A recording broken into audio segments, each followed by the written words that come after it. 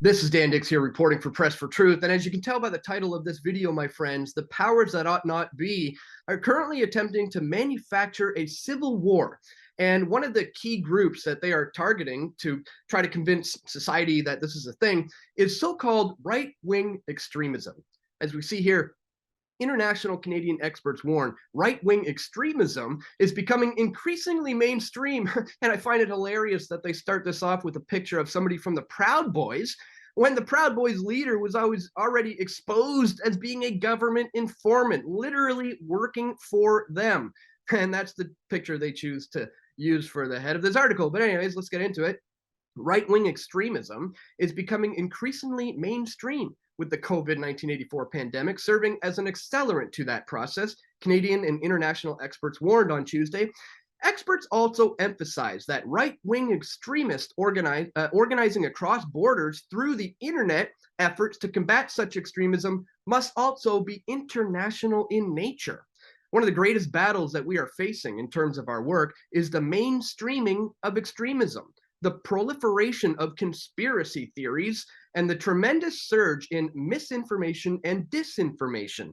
Marilyn Mayo, a senior research fellow at the US-based Anti-Defamation League's Center on Extremism, said in Ottawa on Tuesday at an international conference on right-wing extremism.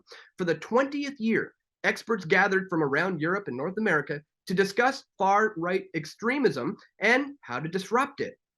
This year's conference, held for the first time in Canada, was hosted by the Friedrich Ebert Foundation, a nonprofit headquartered in Germany, the German Embassy in Ottawa, and the Canadian Anti-Hate Network. And if you're any familiar with this channel, you will know the Canadian Anti-Hate Network had a campaign against me.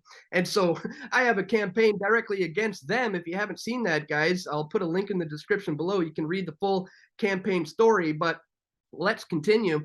A House of Commons committee report identified that ideologically motivated violent extremism is on the rise in Canada, particularly amid an increase in anti-authority and anti-government rhetoric during the pandemic.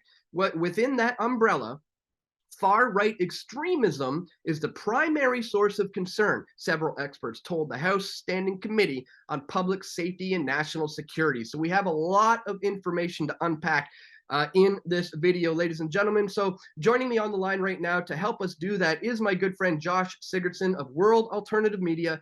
Josh, thanks so much for taking the time to join us here on Press for Truth to help break this down for us. Now, I know you are, over the years, because of the work you have done, are no stranger to being labeled a right-wing extremist from the likes of the ADL and the SPLC, and we'll talk a little bit about that. But before we do, maybe we could start this conversation off with the fact that 9 times out of 10, these so-called extremist groups or even individuals turn out to be criminal elements within the government themselves. The FBI, the CIA, CSIS, RCMP, you name it. Time and time again, we find out those are the people behind so-called right-wing extremism. So in your experience and in your research, have you seen similar things? And what are your thoughts on the idea of using right-wing extremism as a scapegoat in order to bring about the idea of this civil war coming about?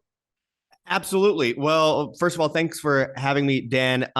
This is a really interesting topic because this is how they are shaping the future of humanity. I want to bring up one example of the FBI specifically infiltrating and creating a problem so they can come in as a solution and bring in more police state authority, which, for example, would be the Michigan governor, Gretchen Whitmer. Back in 2020, there was this claim that a bunch of people were trying to kidnap her. There was an attempt to kidnap her. Now, one person who was involved was actually a viewer of mine, and it got me in a lot of trouble. Why? First of all, you can't help who your viewers are. There might be one guy who just isn't exactly there, all there in the head. But what I found interesting about it is as the story developed, as the court case developed, it turned out that 99 out of 100 people involved in the kidnapping attempt, the one guy being the guy that had watched my videos, and of course, I never endorsed such a thing. It turned out to be FBI. So 99 out of 100. They always do this. You did the film Into the Fire. You saw how police infiltrated the protesters in, all the way back. I guess that was in 2010. And again, this is all about, to completely simplify this. This is about order out of chaos. And in a macro scale, this is about creating a civil war, driving people against each other, and then gaining the benefit from that, which means basically they will shove us into the Great Reset. That I'll get into that later, but I want to point out that these people call us extremists. These people call us extremists, despite the fact that they are the same people that over the last 2.5 years supported destroying families, masking children, bringing in vaccine passports, shutting down bank accounts, banning protests, all while they praised people for burning down small businesses because they were peaceful, fiery, but mostly peaceful protests. This is Orwellian doublethink in a nutshell, Dan. The whole idea is that up is down, left is right, freedom is slavery, ignorance is strength, war is peace. That is always what they are trying to do. They're manipulating our minds, or psychologically programming us. And those that are awake are left feeling like we're going insane because we are faced by every Twilight Zone apparatus you could possibly imagine. Look, when we see these groups, what we just saw in the United States, for example, Joe Biden did a speech in front of a satanic, bloody background with military men with white gloves behind him as he did his first speech ever where he actually made sense. And unfortunately, that sense was insanity. And he basically said, anyone who doesn't support me is an extremist. And then when the press secretary, Karine Jean-Pierre, was asked to elaborate on that insanely bad optic speech, where he looks basically like a dictator in every photo. When she was asked to elaborate, she said, look, and this is literally what she said, and I quote, if the majority of people feel a certain way and you don't feel that way, yes, you are extreme. If it isn't abundantly clear right now that they want a civil war, I don't know what else people will need. On 9/11, Kamala Harris claimed that people that supported Trump were the same as the 9/11 hijackers, which was interesting because, 9/11 was an inside job. And so is this. Hillary Clinton compared the so-called MAGA Republicans on the same day on 9/11 to Al-Qaeda, which is interesting because she armed and funded Al-Qaeda. So again, we are dealing with one of the most sophisticated, insane control collapses we've seen in history. And yes, they want civil war, Dan. And getting back to this article, they literally claim that anybody who speaks of, as you said, just basic government overreach is spewing rhetoric. The article said. So if you have a problem with the COVID-1984 pandemic and you have anything to say about it, that apparently is anti-government rhetoric and now puts you in the category of potentially being a right-wing extremist. What do you think of this idea that you can't even speak out against the government today without being labeled some kind of extremist? Well, I'd be shocked if anyone would think it's shocking. I mean, the government itself always wants to gain more control. And if they can, they will. And they did with the COVID pandemic. So, of course, they will continue with any new regulation, any new attempt on our freedom in the future. If you give them an inch, they'll take a mile. If they break your legs, they'll give you crutches. And then everyone goes, oh, hail government. Thank you, government, for saving me from the problems you created in the first place. So when they say that you are an extremist or you're possibly a terrorist, domestic terrorist, for daring to question the government, of course, I want to point out psychologically, this is very significant because most people don't actually think this. However, the way they spin this is the media will say it enough times until most people believe that most people believe it. It's like the trans agenda. Like 2% of the public actually care about any of that, but they say it on TV enough until everyone thinks that everyone thinks about it, and it becomes a trend. If we look at the COVID lockdowns and we see the masking situation, when they pulled back the mask mandates, notice how most people didn't continue to wear masks, and that tells you how many people were LARPing and how many people actually believed in these restrictions. The same goes for this. Most people don't buy that we're all extremists for asking questions. Go to any bar, go to any any restaurant, talk to the waiter, talk to the bartender, talk to someone at the grocery store, and just easily get into some of these things, not anything too over the top, but just slightly ease into it. And you'll find most people have questions about what's going on. So that means most people are extreme. Again, if Biden says that anyone that doesn't vote for him is extreme, the minority is extreme, then okay, let's zoom out here.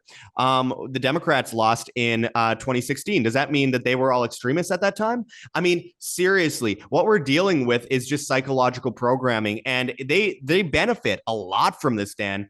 What they can get out of this is, as I said, order out of chaos. If they clash people against each other, everyone will be distracted from the tyrants that have done all this to people, the recession, the inflation turning into hyperinflation, the collapse of the supply chain. People are starving. You can't afford electricity. You can't afford gas. And they're bringing in all these tyrannical measures, freezing bank accounts, banning protests as they did during the lockdowns. And if that isn't enough to get people riled up, well, what they need to do is throw some stuff in our face to distract us. Oh, it's that guy's fault. It's that guy's fault. Black versus white, gay versus straight, woman versus man, humanity on humanity. The idea is we are distracted. We fight to the death with each other, and they get away with it because then they can get new police state restrictions in martial law. I urge people to check out the Saskatchewan Emergency Planning Act sections 18 and 18.1, which literally says they are, and this was signed in September of 2021. It's been 1 year now. It literally says in that government document that they're bringing in food rationing, they're bringing in food price fixing, medical price fixing, energy price fixing. And on top of that, they can warrantlessly arrest you. They can kill you if they want. They can take away your child. They can force you to work without pay.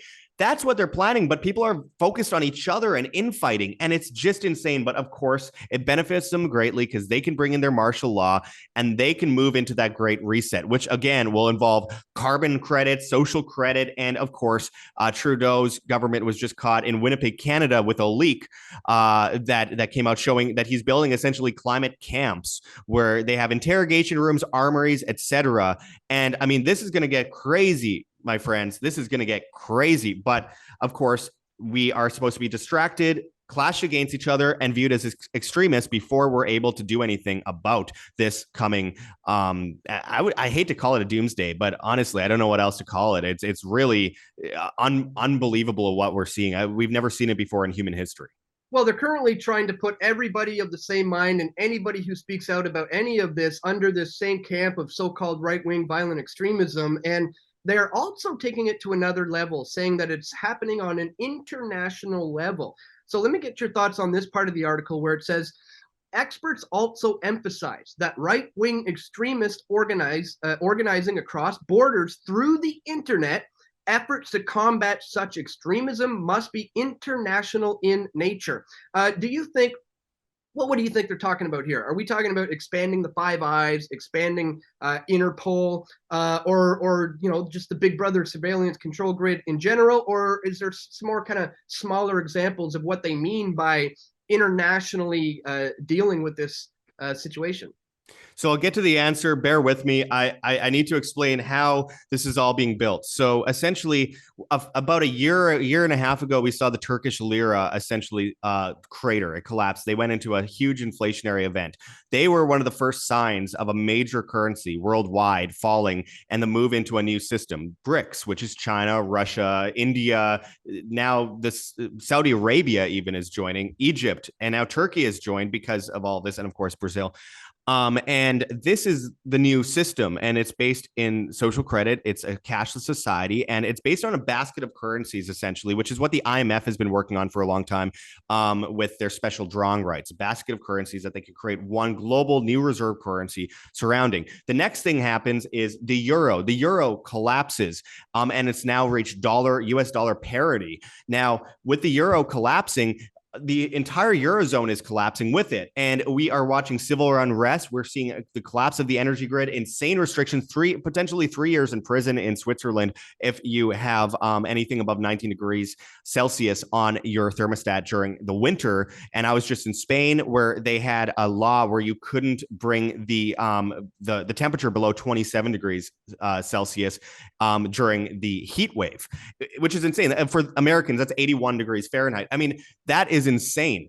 And of course, a big part of that is all the food's getting destroyed. The sanctions on Russia have led to the complete collapse of the economy. The Belgian prime minister says we have 5 to 10 years of rationing ahead of us. The Spanish prime minister said essentially that they are looking at possibly a winter, an apocalyptic winter.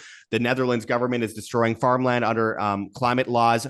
All this stuff leads to where we will see such insane civil unrest that it'll be the first time in history that we will see civil war worldwide. And a big part of that is we will see European countries collapse, and then that will be followed by the collapse of the dollar, which is actually doing well versus others in the race to the bottom right now. When the others collapse, the next thing is the US dollar. Jerome Powell recently said that he can see the US dollar losing reserve status in the future, which is insane to hear from the head of the Federal Reserve. But on top of that, he's working on CBDCs to combat it, central bank digital currencies. So we are going to see civil unrest. We're going to see the collapse of multiple economies, and that is going to lead to starvation. That is going to lead to people freezing in the winter and boiling during the summer. And then they will come in with a new system to save everybody. And that new system is going to be based on that new BRICS world order. They are essentially creating a Tower of Babel, Dan. They are creating a global Tower of Babel, and what they will build is this transhumanist movement between one, individualism, two, collectivism. So a giant horde of people worldwide, essentially everyone built into the Internet of Things. So when they talk about looking for an international solution to this problem, that international solution will be tied to your bank account. That international solution will be tied to your carbon credit, how much electricity, water, and gas you use in your house, tied to your smart meter sent to the government, and tied to your ability to drive on highways. Bill Gates has been building highways in most countries in the world, and they have walls up beside them, and they have toll booths. Well, those toll booths, I believe, in my belief, from what I've researched, will be used for carbon credit passes. Just like vaccine passes were used to get into restaurants, carbon credit passes will be used to get into restaurants. And it will be about saving your children's future. That is the guise that they'll utilize, and that if you use too much electricity, your neighbor won't be able to heat his home during the winter. They will use that social construct just like they did with COVID, again, with the climate lockdowns. So that will cause worldwide civil war. And then they will be able to collapse one empire, the old world empire, the US, the British, the French, into the new empire, which will be China, Russia. Israel is in on the new empire too, because of course they are. And of course, we will see the same thing for a lot of these major countries, as I mentioned, Turkey. If Turkey was the first example with their collapse, then we will see Europe doing the same thing, because Turkey immediately went to BRICS, because of course they knew they were going to be the strong ones. They're not promoting transgenderism on television every day. They're not chemically castrating children. They are honestly doing a lot of horrible things, but not those things that cause a degenerate society to collapse. And therefore, they will be stronger, and the strong will win and survive, and they will overcome the weak. And our culture has been purposely made weak, so it's a controlled collapse. So we have Trudeau, you have Biden, who no one should look up to leaders, but Orwell once said, if you as a society look down on your leader, then that is a sign of the collapse of a civilization. And everyone looks down on, even Democrats don't like Biden, because the guy is like, who could possibly watch one of that guy's speeches and think, oh, that was a good speech? Nobody. So again, this is a demoralization and collapse of civilization as we know it, and the move into a new world order. And that new world order is the Internet of Things, and they'll be able to censor everything we do and say using social media, using our bank accounts, using carbon credits, using social credit. It's technocracy, it's transhumanism. It is good versus evil that we're dealing with right now, and we better be on the good side. Well said, Josh. And let me be very clear, ladies and gentlemen. This is not fear-mongering. This is reality-based, a conversation here for the purposes of preparing you for what we know is coming down the pike. So, Josh, let's move into solutions here, because if what we are saying is true, then that means that people really need to take that responsibility upon themselves right now. And can you list a couple of things that the individual viewer can do today to start protecting themselves and their family against exactly what we know is coming down the pike? Well, first of all, put as much, this isn't investment advice at all. I want to make that abundantly clear. Put as much as you can from your bank out of your savings into gold and silver, and privacy coins. I think that is insanely important going forward, because you won't be able to even buy those things in the future if we keep going the way that it appears we are going. And with the Internet of Things, it's complete control of your money. And again, I've said before, if your money's in the bank, it's not yours, it's a bank's. If your money's always going through the banks via digital transactions and legal tender laws, and it's never in your hands, it's never your money. It's always a bank's, and you are enslaved to the banking system and government, and they could do whatever they want with you. Canada has had bail-in regimes in the banking budgetary system since 2015. They are ready for this, and they will go for it, because why wouldn't they? Of course, they have the ability to, so they will. So I'd say get as much of you as you can out of the bank, except for what obviously you need for the time being for rent and certain credit card payments.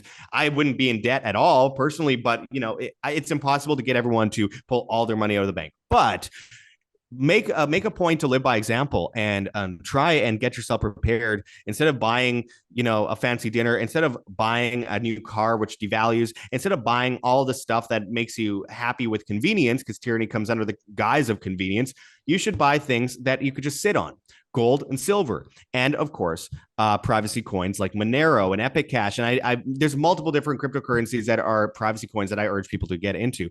But with that said, that's today. And also today, buy some storable foods, buy some seeds, buy some backup batteries, buy some generators, buy some things that will allow you to combat this, because we will fight this civil war, but we don't have to fight it with violence at all. That's what they want. They want to control, collapse society by doing just that. We don't want to walk in the trap. The way that we win this war is by being more human. And what's humanity based in? It's based in empathy. It's based in individualism. It's based in survival. And all of that is, interestingly enough, synonymous with freedom. The word freedom means something. It is you as a human being. You are freedom. So I urge people to get prepared in those ways, because we will win that war. They want us dependent, so we need to be independent. They want us non-empathetic and collective, so we need to be empathetic and individualistic. I think this is unbelievably important. That's how we win this war. They don't expect it, and there's not much they can do about it. Biden recently said, if you want to take down the U.S. government, you'll need an F-15. No, you don't. You just have to withdraw yourself from the system and be independent and go back to what made humanity so great in the first place, what built us up to the point where we could have so many conveniences that we ended up eventually becoming weak.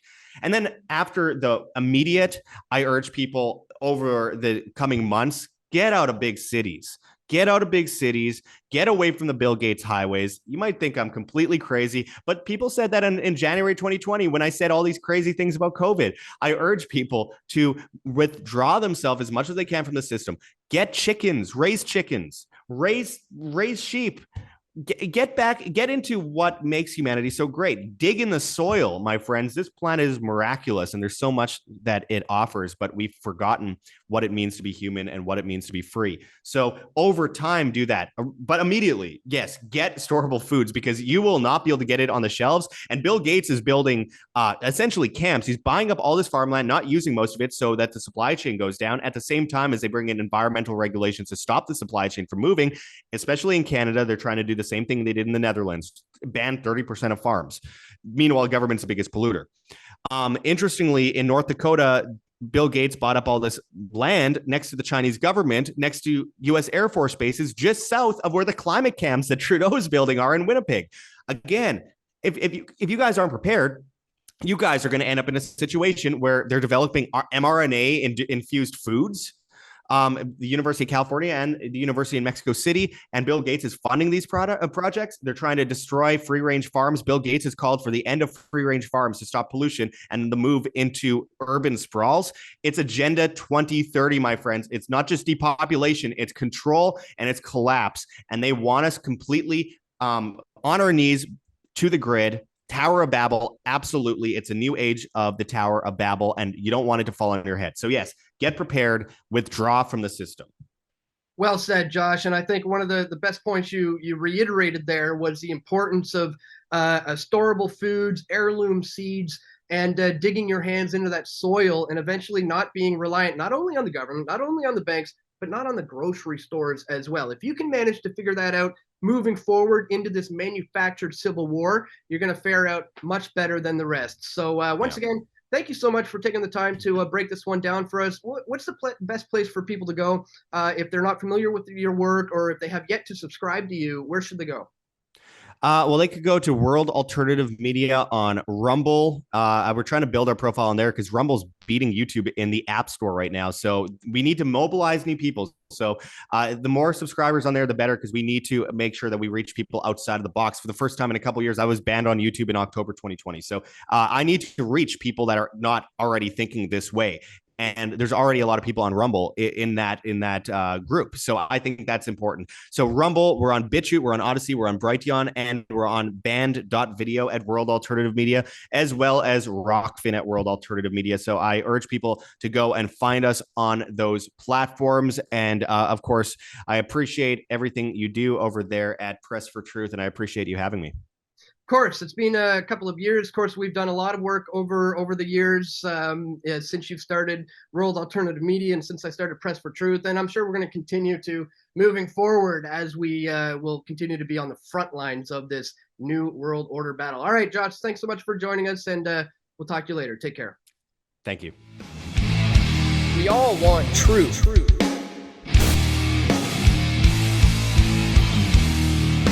The truth will set you free.